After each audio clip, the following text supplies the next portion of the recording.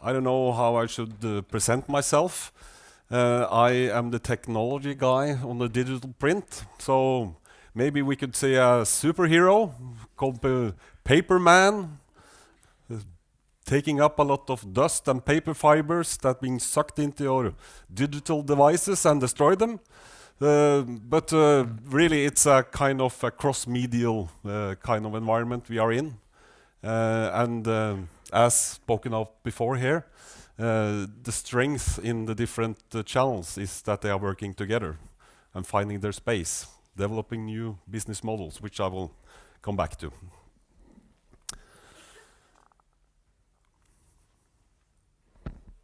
So it's nice starting to look into a library or a bookshelf. At least it's very nice to talk about history when you're looking at these products there. I worked once for a Danish company producing books and graphic arts, and they had a very nice ritual. They have the biggest collection of Bibles in the Nordic area, and they are kept in a place what they call the silver box. Beautiful. You're coming in there, you feel really the silence. It's Bibles all over, sizes like this, and really handcraft. And when you are done with your education in the graphic art trade, you are invited up there, and you put your hand on, because they have an original sheet of the Gutenberg's 42-line Bible, and they swear an oath to be faithful to the graphic art trade. I think that's beautiful. But of course, in this trade, a huge shift has happened. We as a technology provider is of course also one of the actors who really are pushing a change. But at the same time also, when we look in a kind of historical perspective, we see that it almost started in production like a one-to-one communication. It was very few samples, down to maybe a couple when it started production to duplicate. But it was in very few quantities, of course. And now we are back to one-to-one communication, but in a mass communication framework, because we have the speed, we have the capacities. And when you see also the travel that the graphic art has taken by bringing up a technology that is really superior, great quality, great productivity, but at the same time we can see now decreasing quantities. So many big printers out there have a huge machinery that maybe is not the best fit for the future. Come to that. And everybody who reads magazines or reports or newspapers, I work in marketing, so a lot of report and Excel sheets are being chewed. And when we see the trends, we see the feedback also from our customers, we see the trends are going towards declining volumes. And at the same time, we can see a number of increasing of titles. So it's a kind of a double effect here. But at the same time, in the general, in the digital part of it, it's very optimistic. But in the total of the total volume, it really has to be looked into.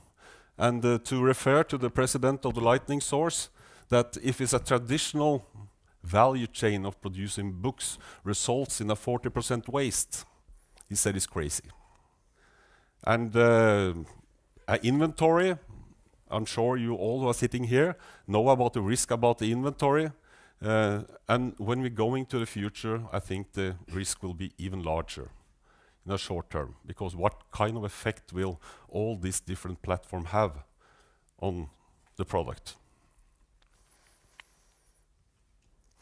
This is a picture from a site who I think is very impressive. Not about because we are selling all the engines, of course, but it's also about that in this area they are producing an average of 1.8 books. And everybody who knows a little bit about the graphic art production know that when you are producing a lot of orders in the average size of that, you have to have a very high level of automation. You are quite sophisticated in how you are running that through your system. So to be able to do this and create enough volume to be able to create margins on this kind of production, you have a sophisticated workflow. And I think Holmberg and Publit are exponent for making this happen. We were so lucky also to host Hans-Wilhelm Kortenrad, who is as CEO for the Central Bookcase. I don't know if you know the Central Bookcase, but they are a very big actor in distributing in the Benelux area. Huge areas where they are storing books and distributing books to all the continent. And I think the statement is very clear, that they are not there because they want to build storehouses. And that is really what happened in the increased number, and they saw they have to make a shift. So of course they have made new business models and shifts towards a future. But it's a tough one, because you have based it on one business model, and suddenly you have to do something that will affect that chain in a way that can be, it can hurt. So it's going very much from the long runs, putting out inventory, and to be able to deliver in what we call, well, you call the long tail. But at the same time, we can see that on the lower side here, that we have a quite good growth in the digital printing area for books, and that looks fine. And here may be a little overview about what is the trends, where you see coming down from the long runs that have been the tradition. That's also why all these value chains has been built up by that. The publishers, I mean, they own value chains all the way, covered in from the e-trade to distribution. So it's affected on all the part of the value chain. And when there's a big shift coming here from the run lengths of the long ones down to one, that will affect for sure one or a couple of items in that value chain. So this is the typical slide. We see the industry players, fewer, the volumes in total, and of course this paper-based communication is under pressure. Is static content, mass-produced static content, what is really under pressure. One of the profiles in the industry, Mr. Landa, he said, if something can be digital, it will be. So that's for sure. That's the trend is going forward to. But also in the same area, we have an intermediate period, and we have a lot of business models, and we have to make margins and profits and all the actors here. So we have also to find a place where you are going down the slide to an area where all this communication upstream was mentioned, that we have to get data throughout the systems to be able to automate more. And in the production area, when you know about what is happening in all the different processes, it's really a cost explosion for a printer that has a production environment that is based on static content on very long runs.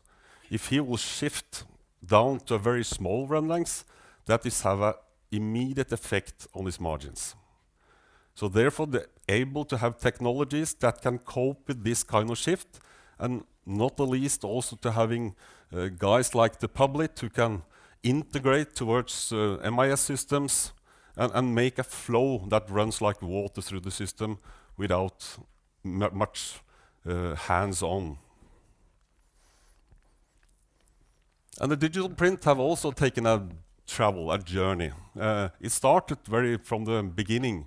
It was entering with a digital printing, started to have a break-even thinking between the existing technologies and a new technology.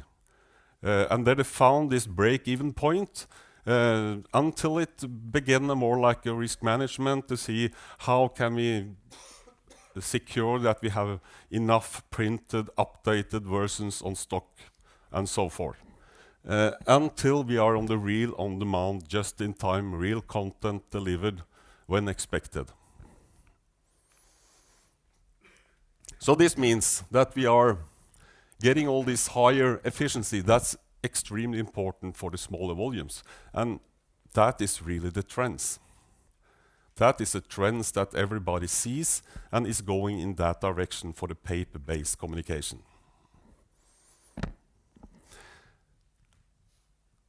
Just to take a little short overview about how really in practice this looked like.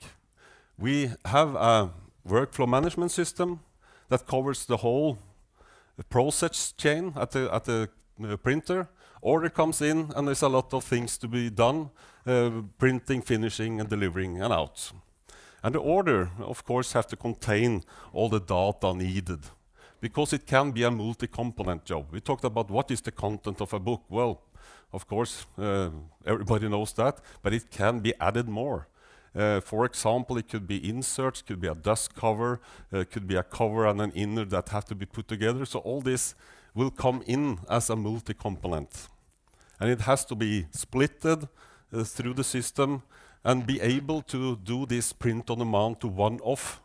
You have to have a reprint functionality also. And a reprint is extremely important when you think the customer is there on demand pushing, I want to have one book. And something is wrong with the inner or the cover. It has to be a very easy reprint functionality because the delivery time for this, the SLAs are very sharp. And at the same time also, no warehousing, straight out from the printer to the customer. Everything is based on an XML or a JDF, doesn't matter really. The most important thing is that it contains all the data we can have to be able to automate and to process these jobs. An automated reprint and batching and sorting, that is also a very important part of this. Because there are a lot of things going on in a production environment that has to be taken care of. Reprint part was mentioning, so to be able to push a button, also the release agent, meaning the jobs are coming down in a queue because it has the right properties, format, paper, whatever, that it's all this component put together has to be released in a moment because you have a deadline, because you have enough volume, because you have enough to fill up one shift. It could be many, many rules for that. And at the same time also adding barcodes. Barcodes, because if you have a multi-component job, you have a cover, you have an inner and everything. You have to make sure that they are splitted, but of course also to ensure that you have the right cover on the right inner. So therefore, this security is also built in this kind of technology. It's very easy.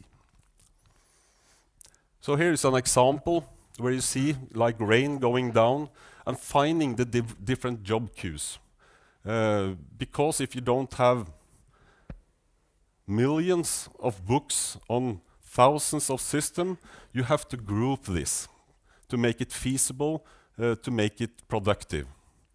And then that could be the format, paper change, and so forth. And then some rules about when to release these jobs. So XML to batching, multi-component, collected, printing, finishing, and out.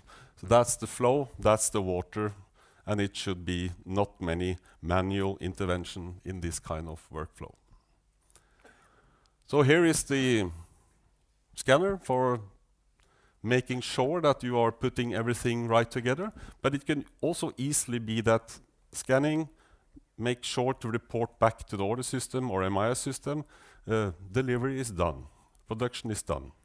So the closed loop kind of communication that also ensure you as publishers a lot of data regarding delivery, content, when thing is done. So also to be able to build up all this around the customer satisfaction.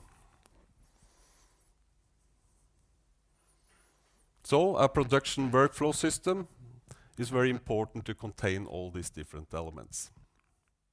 Thank you.